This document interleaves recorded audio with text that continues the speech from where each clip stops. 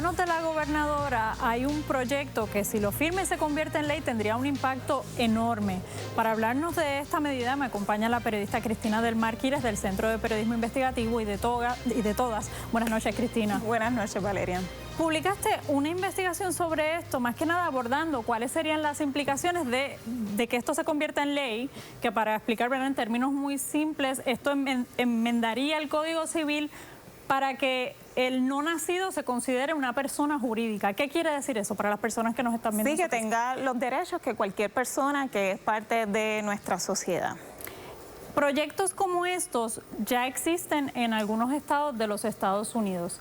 ¿Qué consecuencias han tenido? ¿Qué ha pasado? Sí, eso era parte de lo que queríamos demostrar con esta historia, que las consecuencias de una legislación como esta que se propone ya se conocen, no es que se va a experimentar, se conocen en decenas de estados de Estados Unidos donde se ha legislado para dar personalidad jurídica a lo que llaman el no nacido o el naciturus, y pues ha tenido consecuencias que van desde la negación de servicios básicos de salud a personas embarazadas, a mujeres y personas transgestantes embarazadas, así como la criminalización por abortos espontáneos, por uso de sustancias durante el embarazo, incluso reclamaciones de personas que alegan que hay un daño a ese embarazo, pues ponen bajo sospecha a una mujer, a una persona que está embarazada. En tu artículo me impresionó mucho, me llamó mucho la atención un caso que relatas que se dio, creo que fue en el estado de Georgia, de una mujer que fallece, que tiene muerte cerebral estando embarazada de pocas semanas. ¿Qué es lo que ocurrió usando? De hecho, lo estamos viendo en pantalla. Ella es Adriana Smith. Adriana Smith, sí, correcto. Parte de lo que hablaba con varias abogadas es que este tipo de legislación abre la puerta a consecuencias insospechadas, a escenarios que muchas veces los legisladores no consideran al momento de presentar una legislación como esta, porque el objetivo realmente es otro, ¿verdad? Y lo podemos abordar ya mismo. En este caso, Adriana Smith, una mujer que tenía entre 8 y 9 semanas de embarazo, fue declarada con muerte cerebral e inmediatamente los médicos, sin consultar a su familia, la conectan a máquinas de apoyo vital porque entienden que podrían estar expuestos a penalidades o a investigaciones criminales si la desconectan porque estaba embarazada. Entonces esta mujer queda conectada por meses hasta que finalmente pues extraen de su cuerpo muerto pues este feto, ahora bebé, que está todavía, esto fue en junio, estamos en diciembre, que todavía está en la unidad de cuidados intensivos de ese hospital. Y eso incluso en contra de la voluntad de su familia. En contra de la voluntad de su familia, que cuando la entrevistan y se ha expresado en varias ocasiones, ni siquiera le consultaron, y que ha sido un proceso muy doloroso para ellos tener a su hija, a su hermana, en una camilla de un hospital, habiéndola declarada muerta. Sin embargo, esta legislación no les permitió hacer ese proceso de duelo. De hecho, entiendo que un grupo de médicos aquí se expresaron en contra de que esto se convierta en ley, ¿no? Por el impacto que puede tener en la práctica médica y en casos como este. Sí, ciertamente es que pone a los médicos en una situación muy complicada, porque implica tratar a un cigoto, a un óvulo fecundado, a un feto, como una persona, un paciente independiente, y los pone en riesgo de investigaciones criminales. Así que más de 300 médicos firmaron una carta pidiéndole a la gobernadora que vetara este proyecto. Cristina, otro caso sumamente impactante me pareció el de Brittany Watts. Ella tuvo un aborto espontáneo, ¿no? O sea, ¿y qué fue lo que sucedió en su caso? Sí, este es otro ejemplo de un caso terrible que se ha repetido en muchas ocasiones. Esta mujer estaba embarazada, rompió fuente, creo que a las 21 semanas su médico le indicó que fuera al hospital a recibir atención médica urgente. Sin embargo, cuando fue al hospital, en 2 ocasiones, en total pasaron 19 horas, y los médicos estuvieron discutiendo en un panel nivel de ética si podían atenderla porque iban a provocar un parto que no iba a sobrevivir ese feto. Ella se va del hospital cansada de esperar, tiene el aborto en su casa y luego es investigada y acusada criminalmente. O sea, un aborto espontáneo es una pérdida, o sea, que es una persona que encima está atravesando probablemente, ¿verdad?, un proceso de duelo y luego entonces tiene que enfrentar un proceso criminal. Sí, eso es algo de lo que no se habla muchísimo. Los abortos espontáneos son mucho más frecuentes de lo que las personas piensan. En Estados Unidos la estadística de abortos espontáneos es entre 30 y 40% de los embarazos. Así que esto es una situación que podría enfrentar prácticamente cualquier persona con capacidad de gestar que nosotras conocemos o incluso nosotras mismas. Pues me gustaría que pasemos a la mesa, ¿verdad?, para discutir con nuestros invitados el alcance que podría tener de aprobarse una ley como esta en Puerto Rico, ¿verdad? Que entiendo que la gobernadora tiene hasta el 20 de diciembre para firmar o vetar la medida.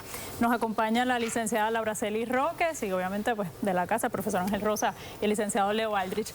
Me gustaría comenzar explicando que alguno de ustedes pueda contestar cómo es hoy día, ¿cuándo se considera una persona? El Estado de Derecho actual dispone que una persona nace a la vida jurídica cuando se desprende del seno materno. Eso es, ¿verdad?, el término jurídico. Eso lo que quiere decir es que cuando nace el bebé, si nace vivo, es una persona. Pero y cuando hay casos que uno ha visto que procesan, ¿verdad?, por el asesinato de una mujer embarazada de 8 meses, a veces se procesa por la muerte, sí, ¿verdad?, el asesinato de ese bebé. Hay una disposición federal, lo recordamos en el caso de Félix Verdejo, que cuando se le da muerte a una mujer que tiene ¿verdad?, que en su vientre está gestando, hay unas penalidades adicionales.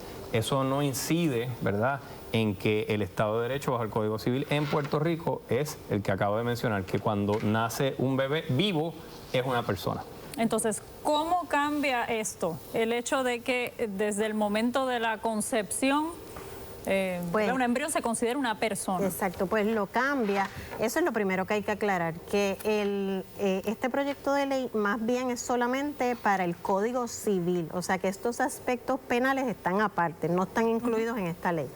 Así que cambia en el sentido que le da reconoce como persona desde el momento de la concepción. Antes no, antes tenía que darse lo del nacimiento. Así que esto ¿qué va a traer? No se trata de proteger o no la vida, se trata de que esto es una ley de que va a traer posiblemente más conflictos e incertidumbres legales, que obviamente es lo que busca quizás arreglar o darle derecho, porque nos podemos preguntar entonces dentro de una persona, porque entonces ahora va a ser lo que llamamos una persona natural, el embrión desde la concepción, dentro de una misma persona, la mujer, vamos a tener dos personas naturales, la mamá y el bebé. Entonces, si hubiera alguna controversia con el feto o el embrión, ¿quién va a tomar la decisión? Nos tenemos que hacer esa pregunta. ¿La mamá?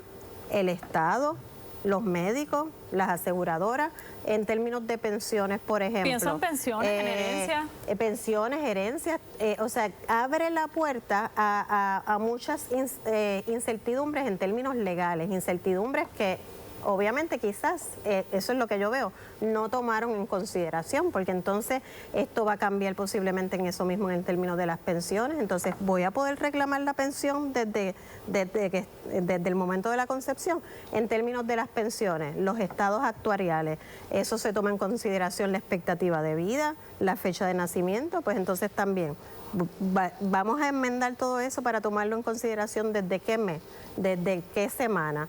En términos de si hubiera una controversia que mamá se quiere salvar ella y no quiere salvar el bebé, pues entonces ahí vamos a abrir la puerta para entonces nombrar un defensor judicial, ir al tribunal para litigios. O sea, esto lo que yo veo es que va a abrir la puerta a una incertidumbre legal que a lo mejor no se toma en consideración y puede abrir la puerta incluso en su momento para que hagan planteamientos constitucionales, porque el derecho a la intimidad, el derecho a la dignidad, que nuestra Constitución es de factura mucho más ancha. ¿Quién vamos a proteger primero? ¿A la mamá o al feto. Y aunque por el momento sea solo, ¿verdad? No sea en el ámbito penal, ¿no abre la puerta un poco para eso también, como está pasando en los casos que cuenta Cristina en otros estados donde sí? Posiblemente va a abrir la puerta para eso, pero tenemos que esperar entonces a legislar entonces en cuanto a lo penal, pero definitivamente va a abrir la puerta para muchísimo. Yo creo que es legislación mediocre y mala, que está predicada únicamente en ganarse unos adeptos en el sector conservador religioso en Puerto Rico, para quienes esto es un asunto de mucho mayor importancia, de vital importancia política, porque cuando uno lee el proyecto está primero subordinado al ámbito civil, así que toda esta otra cuestión de las muertes y de las acusaciones criminales contra las mujeres, pues se quedan como están ahora mismo dispuestas en la ley en Puerto Rico. Y en segundo lugar, hasta incluso con los derechos de las sucesiones, de las herencias, dice que está subordinado al hecho del nacimiento, como es en el derecho actualmente. Es decir, que cambia muy poco, que crea una incertidumbre y una duda, y simplemente está predicado en que se puedan ganar unos adeptos en el proyecto Dignidad, que el PNP se los quiere tragar. Hay una cosa adicional también, que es que como ahora, ¿verdad? Sería una persona, bueno, puede haber una reticencia de parte de la clase médica de intervenir, eso es lo que ustedes plantean, lo mencionaron, y de intervenir con una mujer que tiene otra persona dentro de ella según la disposición legal. O sea que puede ser contraproducente para la salud de la mujer, porque un médico puede decir, no, yo no voy a tocar eso, me puedo meter en un lío legal y económico. Y entonces, ¿y qué va a pasar en ese caso? Va a abrir la puerta a muchísimos litigios, porque entonces cuando pase eso, el hospital va a querer ir al tribunal a decir, ay, y hasta malos servicios médicos también, y atención a las mujeres. Que porque ya de por sí es bastante difícil. Los médicos van a estar en duda. Yo no sé si estoy cometiendo un delito, si no lo estoy cometiendo, esto es civil, esto es penal, mejor no intervengo. Y entonces tú pones en riesgo la vida de la mujer. Y Cristina también trae un ángulo interesantísimo que me gustaría que lo expliques, el impacto que esto puede tener también en los casos de fertilización asistida. Sí, claro, eso es parte también de lo que hemos visto. En el Tribunal Supremo de Alabama, por ejemplo, declararon que unos embriones que estaban congelados en una clínica de fertilización eran unos niños. Así que demandaron, ¿no? O sea, la pareja. Una pareja que pagó por la creación de esos embriones, que con una situación que hubo en la clínica se cayeron y se perdieron, pues pueden reclamar daños por muerte de un hijo.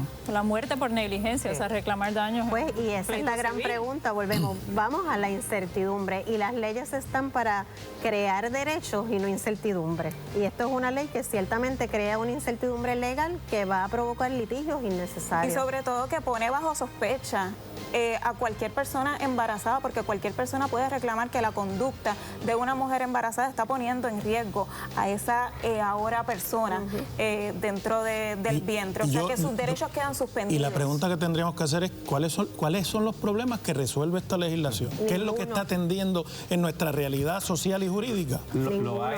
Tú lo dijiste, atiende el problema político de que el proyecto de Dignidad se le desprendió al PNP, y es triste, pero así es que se juega. Básicamente. Y con un costo bien grave. Sí. Bueno, ya veremos qué decisión tomará la gobernadora en los próximos días. Gracias a todos. Ahora pasamos con Adrián y José.